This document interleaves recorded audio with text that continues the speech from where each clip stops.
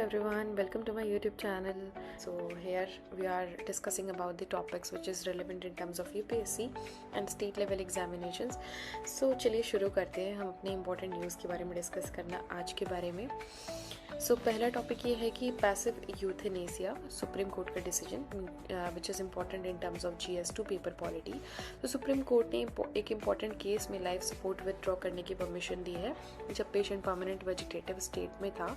सो इसके लिए important point हम क्या क्या नोट कर सकते हैं. ये decision right to life article 21 से रिलेटेड है. सेकेंड थिंग इज़ कोर्ट ने पैसिव यूथेनेसिया को अलाउ किया है और ये कॉमन कॉज जजमेंट 2018 के प्रिंसिपल्स फॉलो करता है. यूपीएससी के टिप में मैं आपको बोलूँगी कि इसमें क्या आप नोट कर सकते हैं.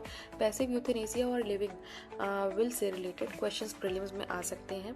सेकंड इज़ इंडिया में अर्ली हीट वेव. ये GS3 इन्वायरमेंट के पेपर से रिलेटेड है. दिल्ली, मुंबई और अहमदाबाद जैसी सिटीज़ में मार्च में ही टेम्परेचर 40 डिग्री के आसपास पहुँच गया है.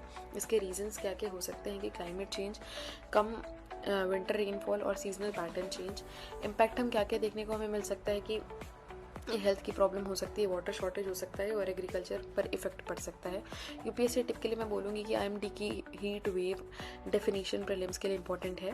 तीसरा मुख्य टॉपिक है और एक इम्पॉर्टेंट टॉपिक बन सकता है जो कि राज्यसभा इलेक्शन 2026. सो GS2 के पॉलिटी के पेपर के से हम इसको रिलेट कर सकते हैं. तो 2026 में राज्यसभा की 72 सीट के लिए इलेक्शंस हो रहे हैं. इसके अंदर की पॉइंट्स हो सकते हैं कि MPs को स्टेट लेजिस्लेटिव असेंबलीज इलेक्ट करती है. वोटिंग सिस्टम इसमें proportional representative plus single transferable vote है और राज्यसभा टोटल स्ट्रेंथ 245 मेंबर्स की होती है. इसमें यूपीएससी के टिप से हम क्या सीख सकते हैं, हम क्या लिख सकते हैं यूपीएससी के टर्म से कि Rajya Sabha elections process frequently exam में पूछे जाते हैं. तो आप इसके बारे में ज़रूर पढ़िएगा अपने M लक्ष्मीकांत या फिर आप जिस भी किताब और न्यूज़पेपर को फॉलो करते हैं आप इन चीज़ों से रिलेटेड ज़रूर नोट्स बनाइएगा और पढ़िएगा उसको रिपीटेटिव. उसके बाद हमारा अगला मुख्य टॉपिक है जो कि नेशनल मैन्युस्क्रिप्ट सर्वे है जो कि GS1 के कल्चर के पेपर से रिलेट हम कर सकते हैं.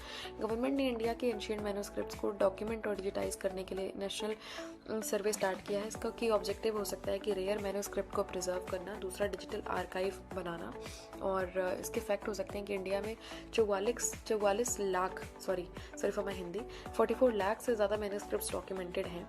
यूपीएससी टिप की अगर हम बात करें तो कल्चरल प्रिजर्वेशन स्कीम्स यूपीएससी में काफ़ी अहम भूमिका निभाती है जो कि पूछी भी जा सकती है आप इस पर्टिकुलर टॉपिक को. अगला टॉपिक हमारा बन सकता है जो कि इंटरनेशनल सोलर अलायंस 10 साल का. हमारा ये पेपर GS2 में इंटरनेशनल रिलेशंस पेपर जो होता है हमारा उसके लिए इंपॉर्टेंट हो सकता है.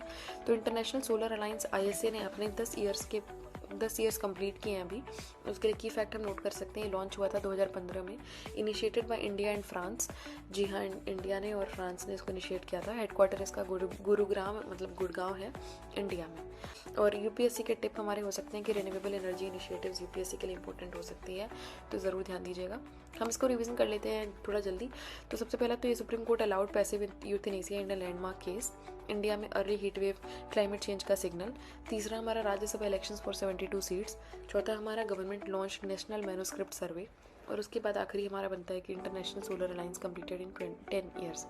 So yes, that's it from my end and hope to see you in the next video and till then keep watching, keep learning and all the best for any type of examinations you are preparing and where I can helpful, please say thanks or drop a heart or whatever you feel like, just drop a message into the chat box so that will motivate me again to to continue this channel and to make more of them.